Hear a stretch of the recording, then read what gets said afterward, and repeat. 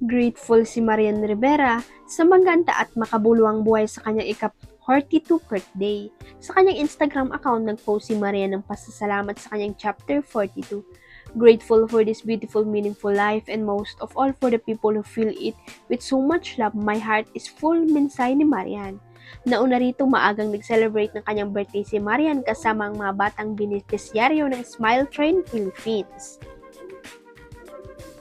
Sa kanyang Facebook post, nagbagi ng video si Marian kung saan makikitang nakasama nito ang mga bata. Another birthday, another beautiful day with my Smile Train family. Year after year, their smiles remind me why this will always be one of the most meaningful ways to celebrate. Ayon kay Marian. Masayang-masaya si Andrea Brillante sa takbo ng kanyang relasyon kay Panky Capistrano, lalo't nagmaayos din umano ang pagkikitungo sa kanya ng pamilya ng kanyang boyfriend. Sa kabila ng sunod-sunod na trabaho sa showbiz at pag-aasikaso sa kanyang mga negosyo, sinisikap pa rin daw ni Andrea na magkaroon ng oras para sa sarili at sa mga taong mahalaga sa kanya. Very important po kasi sa akin na meron akong oras para sa sarili ko para hindi ako super overwhelmed sa lahat po ng gagawin ko, payag ng actress. Anya, kabilang sa kanyang binibigyan ng panahon nga ang kanyang special someone, mga kaibigan at pamilya.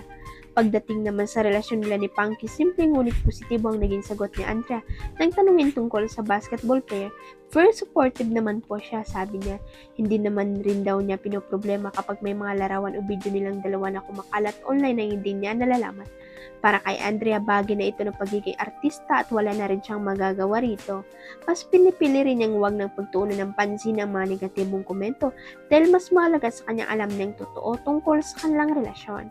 Naipakilala na rin umano siya ni Panky sa pamilya nito at naging maayos naman ang pagtanggap sa kanya.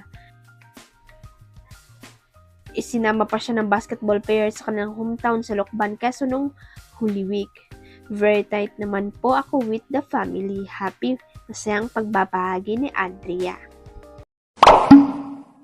Huwag kalimutang i-click ang subscribe button at i-ring ang notification bell para sa latest at legit chika updates.